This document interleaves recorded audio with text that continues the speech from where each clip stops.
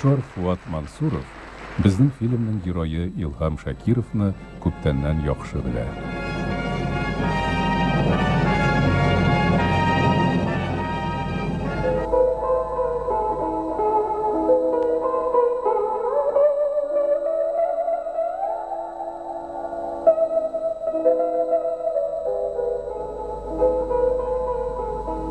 Илһам Шакиров.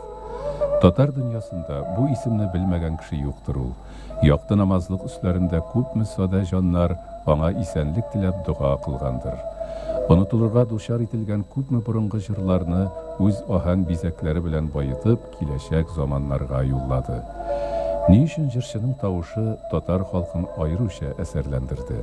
Башка артистлардан ул кайсы ягы белән аерылып тора? Бу фильмда без шул турыда уйланабыз. Человек вышел из народа.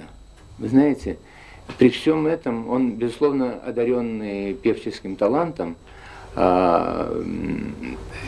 пристрастен к такому, знаете, вот истинно народному пению. И я думаю, что не всякому даже композитору доступно такое тонкое проникновение вот в структуру этого мелоса. Это такие незаметные нюансы, такие тонкости, которые иногда даже ускользают от слуха, внимания некоторых ремесленников. Вот. И я в нем очень высоко ценю то, что называется душой.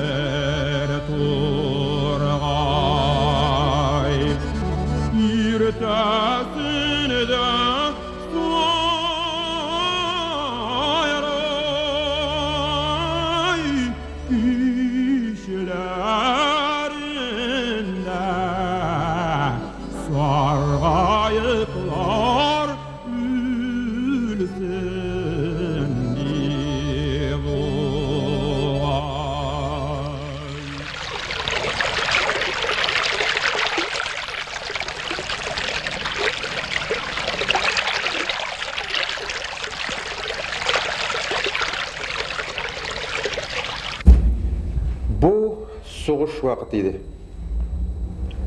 Бик авыр вакытлар. Мен әле бәләкәй генә бала, шулай инде мәктәптә укыйдым. Безнең укытучылар, балалар чыршы бәйрәм ясарга булдылар Яңа елда. Шунда чыршы бәйрәмендә ул вакытта инде әниләр балаларына иде. Аталар юк, абыйлар юк.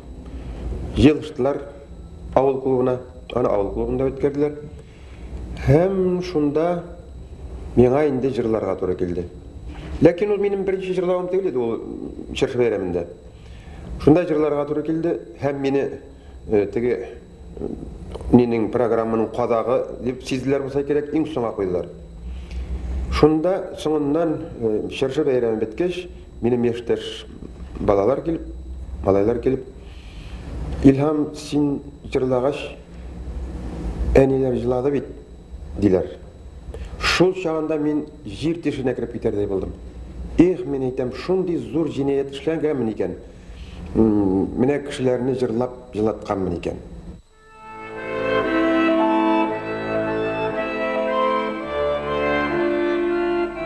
Kiçkinegine Tatar awuly Ýaňa Bülek.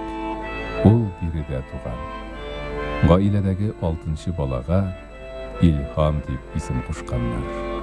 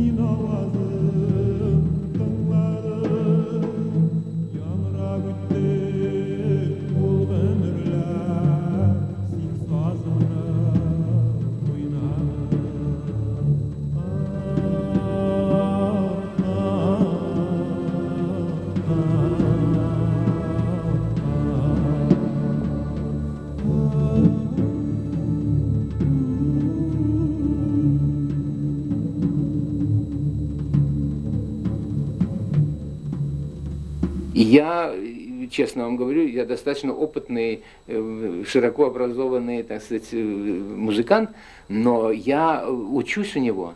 И я улавливаю для себя какие-то моменты, которые мне были до этого просто, может быть, неизвестны. Я это переношу в своей работе на какие-то другие произведения.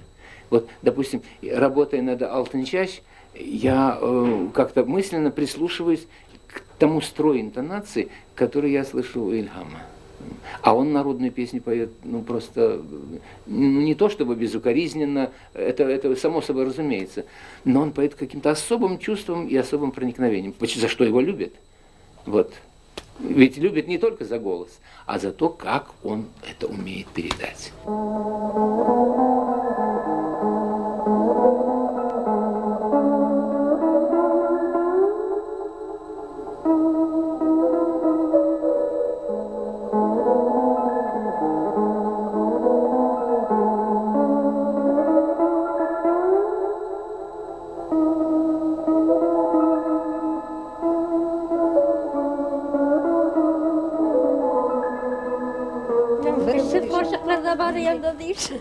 Koşağım böyle şiirlesek bir biz ardından bir kalmış kitapta var bu başka.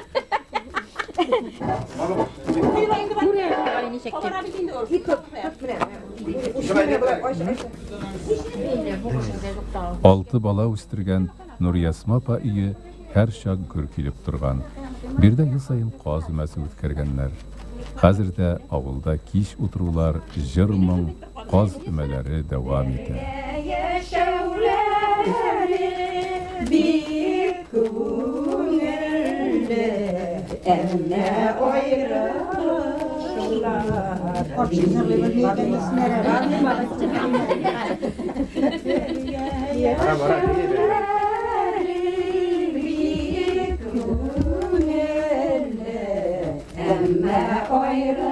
Илһамның Гөлсүм апасы да сүзгә һәм җырга бик оста.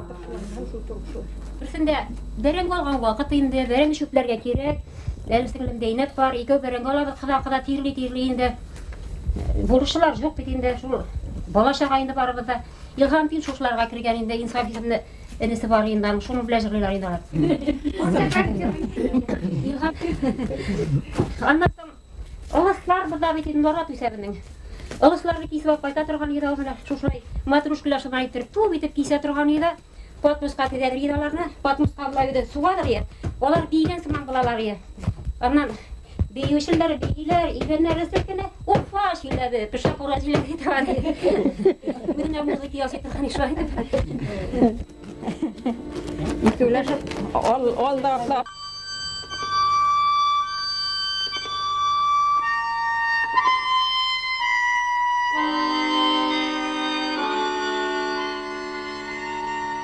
Сейчас молодежь поет, тоже поют. Но у них вот знание фольклора отсутствует. Фольклор. А вот фольклор, вы знаете, это в крови. Это не то, что, вот, например, 1000 песен, народных песен знаешь, это не знание. Знают, многие знают, но в крови вот татарской должно быть самое главное. Вот, например, Александр Сергеевич Ключарев, композитор, он по национальности русский был, но у него все татарское вот, в творчестве, у Ключарева, все татарское. Ни один, я даже смею сказать, ни один татарин вот, из композиторов столько не знал, наверное, татарское искусство, татарское музыкальное искусство.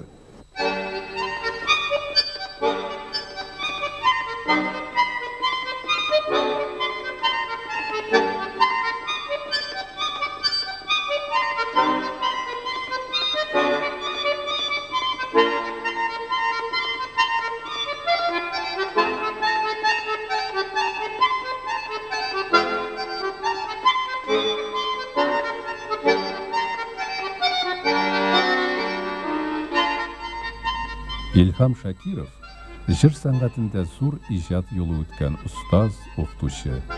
Аны яшьләр яраталар. Кирәк чакта ул кырыс, туры сүзле, таләпчән.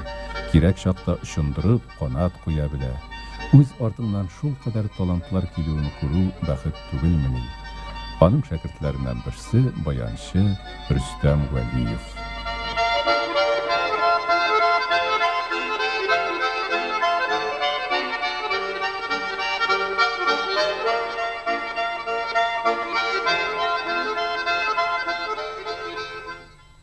Удивительно, конечно, голос одного человека. Именно вот полюбил такая масса. Вот в том-то и, в общем, секрет, то, что вот голос Шакирова полюбился нашему татарскому народу. И его записи люди имеют, и, живя за границей, в Финляндии, в Америке, когда они приезжают сюда, они увозят отсюда его песни с кассеты, имеют пластинки его. Вот. И вот эта вот сила его тембра, его мон, такой бархатный у него, бархатный голос, истинно такой татарский. Вот. Ну и, конечно, музыкальность. У нас есть певцы, которые тоже имеют почти такой же тембр, но нет музыкальности. Не проникают в душу зрителя.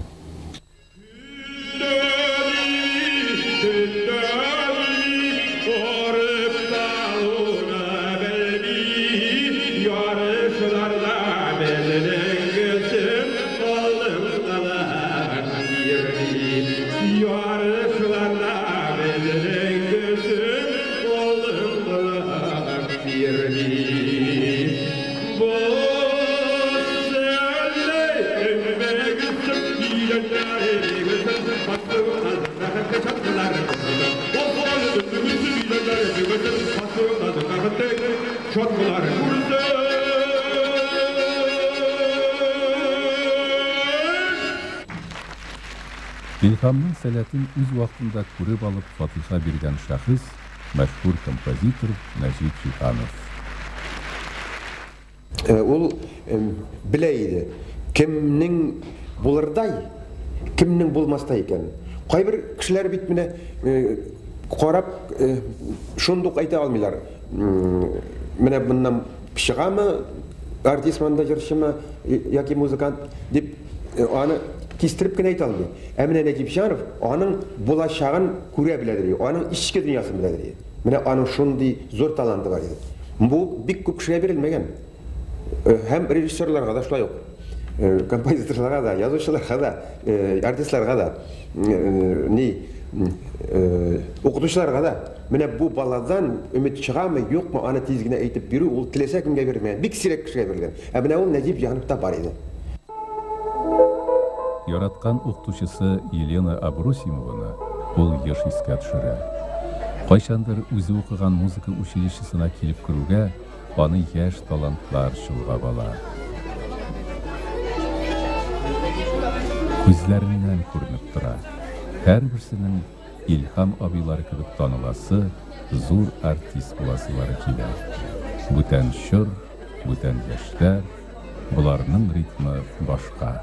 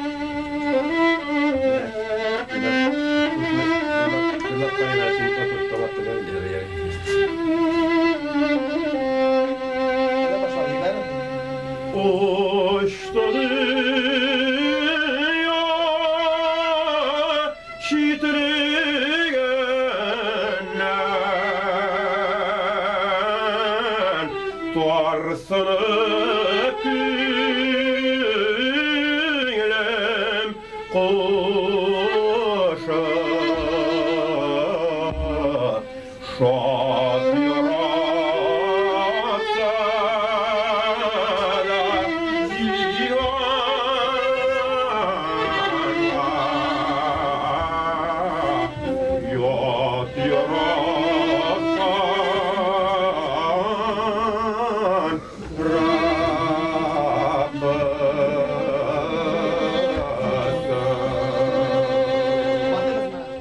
Он певец с такой классической основой. У него хороший,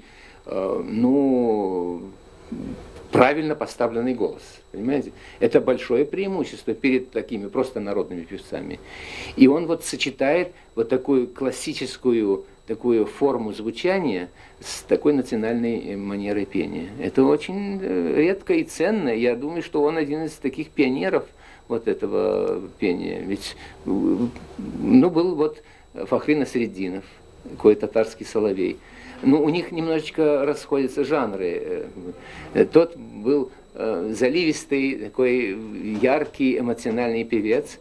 Вот. А у Ильхама есть какое-то вот благородство звучания в голосе. Вот то, что у татар называется мун. Вот. И этот мун, я думаю, что и составляет вот самую большую ценность вот вокальной народной музыки. И я вам скажу, что вот татарский мелос, он богатый такими мелизмами, вот такими мелкими украшениями, настолько силен, что он проникает и в другие сферы, и в другие народности. Вот, к примеру, возьмите Федор Иванович Шаляпин. Всемирно известный певец, а ведь он русскую песню поет не так, как все остальные русские певцы. Он поет с татарской мелизматикой. Наверное, сказывается вот это вот его природа. Он родился в Казани, он прожил здесь, в Казани, и, я думаю, даже формировался как человек в Казани. И он, естественно, не мог не слышать татарского мелоса и вот такой особой манеры исполнения.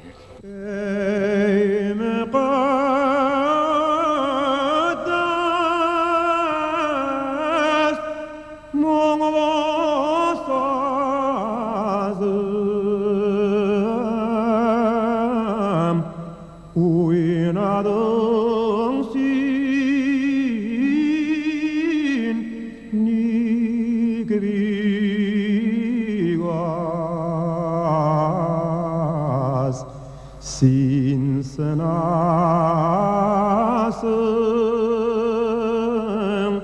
min sünemin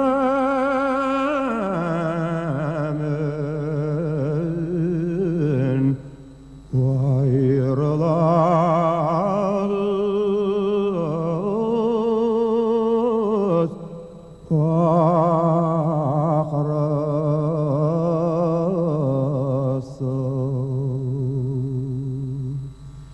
Sin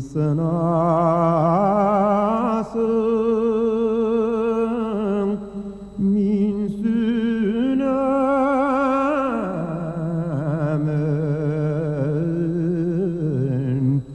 ayrılarız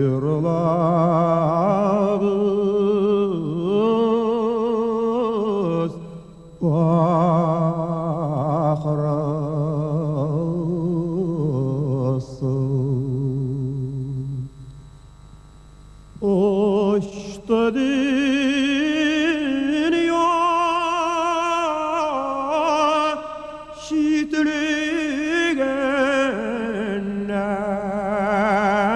şitligenden Tuarsınap günlem koşa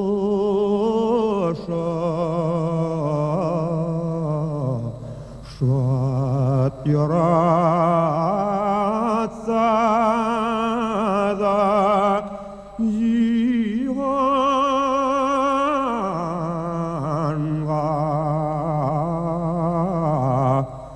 Yat yaratkan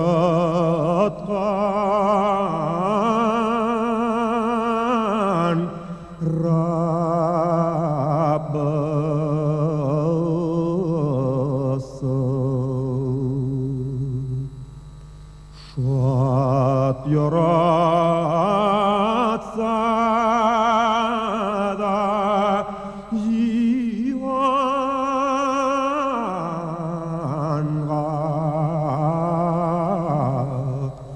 Yat yaratkan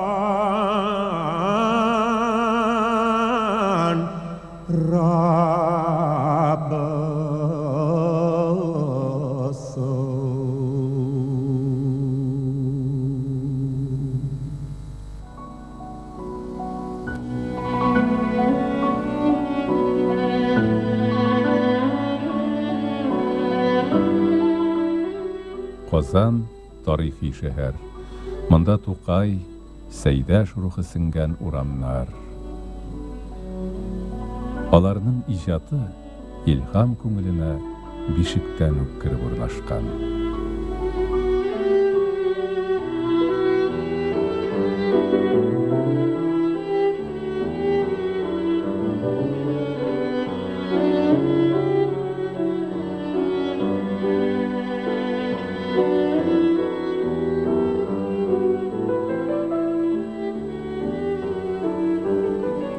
Каждая песня, это, вы знаете, написание романа, можно сказать.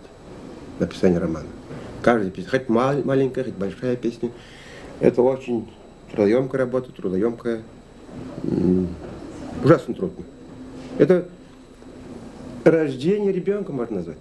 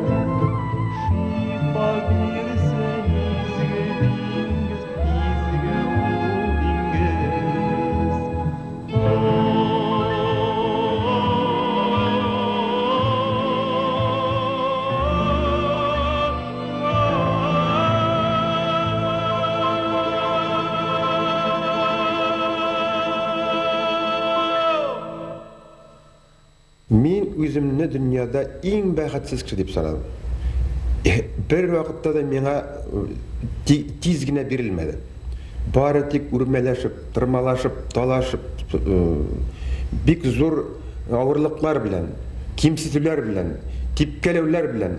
Ол неден туғаннан берлі, міне біздің әткейні неге 37-ші жылда түрмеге алып кеткеннер, Сталиннің құтырған замандарында. Мен ең кішкене, ең төпшік бала болып қалғанмын. Міне шуннан соң бізге кетті енді. Үткелеу, түрткелеу, тепкелеу, кемсітулер, қайыршіліктер, міне шуннан башлап, біз өзімізді кішейтіп хис етмедік. Һәм мұнда енді күлмектен туған деп әйтірге бір уақытта да біздің фикірімізге кірге мүмкін түгел еді. Шуңа көре мұңлылық дейсің мұшында жырдыны ярату. Ғыммен біздің жырларда енді әлбәлеке уақытта шул қайғы, хәсрет, зор, мұң бола тұрған еді. Шуннан келгендерді деп өлмәлімді.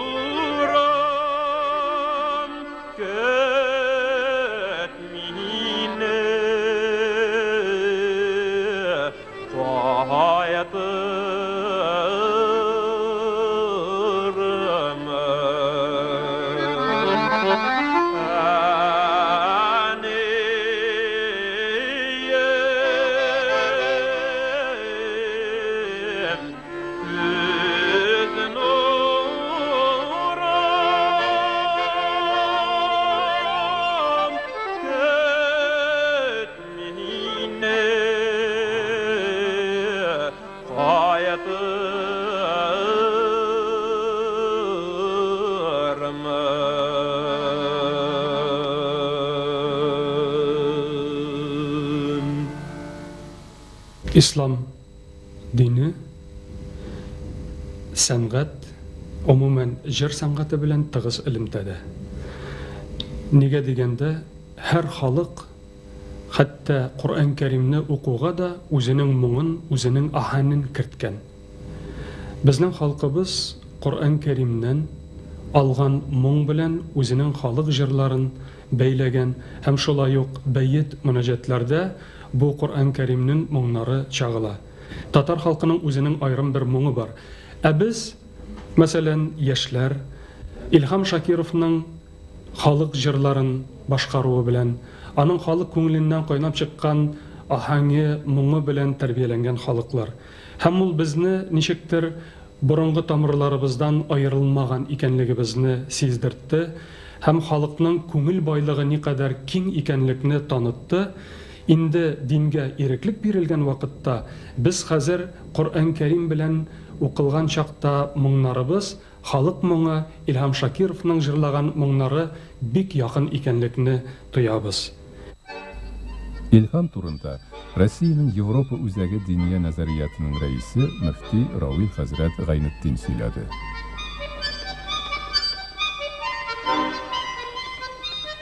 Сәрия ханым, балагызга ни өчен шундый исем куштыгыз? Җырчы булсын дип уйладыгызмы? Әтисе кушты, Илһам абыйның җырлаганын бик яраткан өчен. Илһам, ә сиңа Илһам Шакиров булуы авырмы, җиңелме? Сине, сәхнәгә чыгасың, сине ничек кабул итәләр? арта шыққанда мені меңа қол шабалар, анасын күләләр, анасын жырлап бітіргәштен дағын қол шабалар. Илхам абайың репертуарынан жырларың бар ма? Бар, менің ой балабылым деген жыр бар.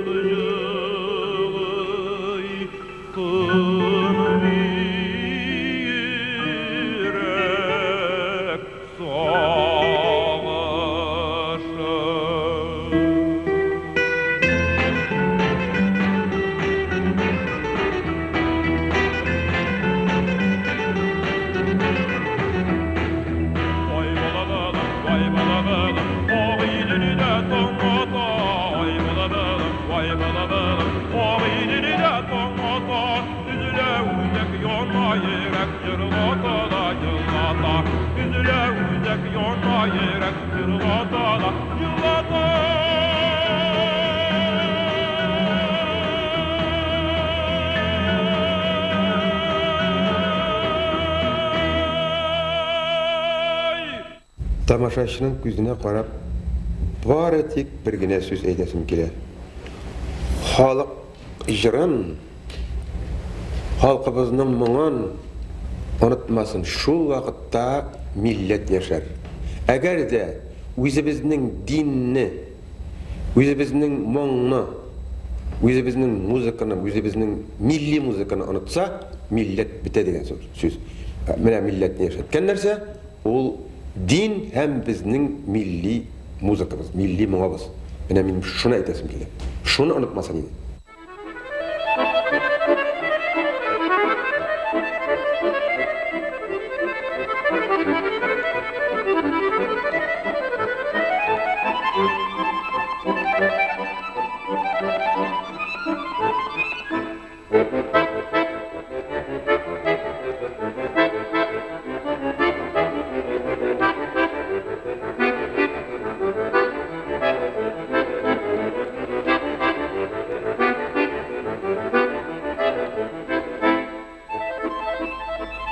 Концертлар, гастрольләр, репетицияләр, иҗади изләнүләр, шатлыклар, очрашу куанышлары, халык моңларының ички хасиятләрен ачу. Илхамның бүтән тормышы тамашачыга сәнгатькә хезмәт итүдән гыйбарәт.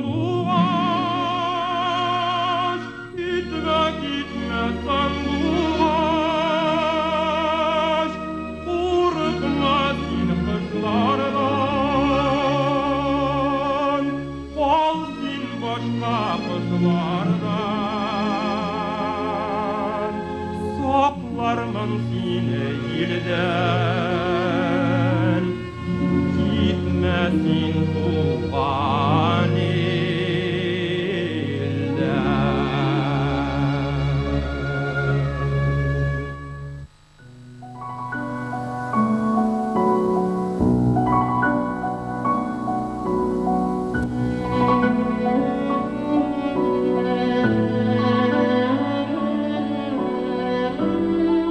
Татарстан президенті Ментимир Шаймиевны да, һәм җырчы Илһам Шакировны да бер үк мәсьәләләр борчый. Татар мәдәниятын, рухи байлыгын ничек сакларга һәм үстерергә, аны ничек дөнья мәйданына алып чыгарга. Аларның һәр кайсы бу бурычны үзенчә хәл итә. Ләкин моның юлы бер: милли нигездән гомум кешелек идеалына хәрәкәт итү.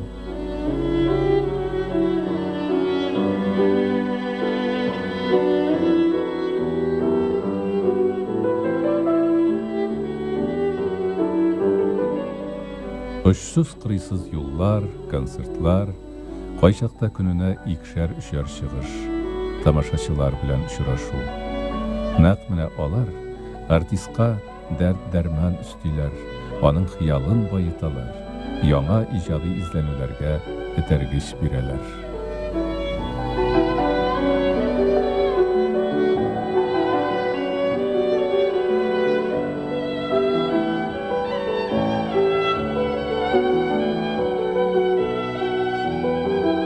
Очрашуларның берсе аеруча хәтердә калган.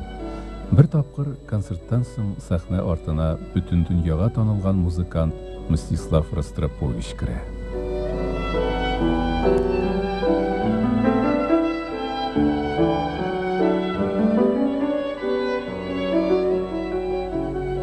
Ул Илһамның җырлавына таң калган икән һәм мондый җырларны бары бөек халык кына тудыра ала ди.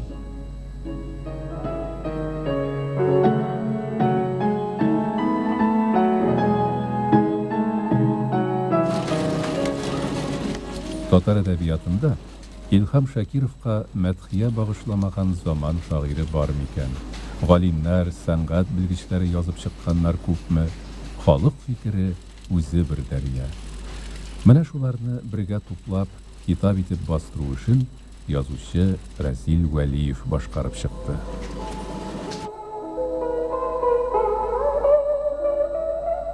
Халык язучысы Әмирхан Еники исеме тарихка кирип калган сәнгать корифейларын үз күзләре белән күреп, аралашып яшәүче шәхес.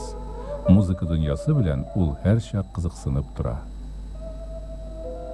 Илһам Шакиров үзенә аерым берәүгә дә ошамаган, берәүне дә кабатламаган, үзенә аерым бер җырчы булып танылды. Һәм бу да шул әлеге аның тавышында, аның моңында, аның җырында тыңлаучыга иң тансык, иң кадерле, иң йөрәге ишетелгәнгә күрә. Менә.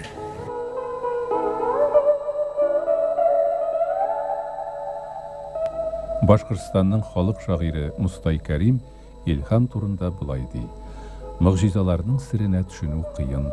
Илһам Шакиров шундый мөгъҗиза, шундый сихерче. Җырла син, илһамлы халыкның халыкчан илһамы. Син кара урман иясе, моң иясе. Сез карагыз аңа, сөйеп, назлап, нәкъ иң соңгы кабат күргән кебек. Сискәндерә бер сүз, ул да фаный. Тик бер өмет җанда, җыр мәңгелек."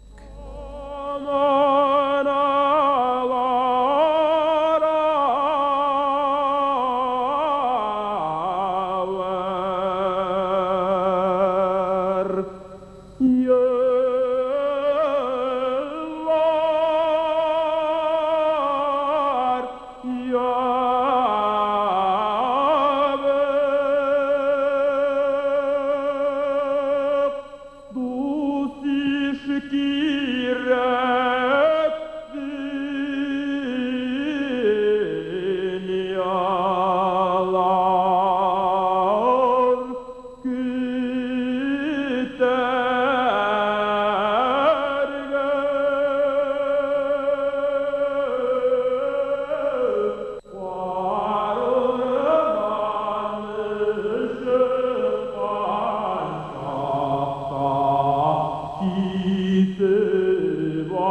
Fire.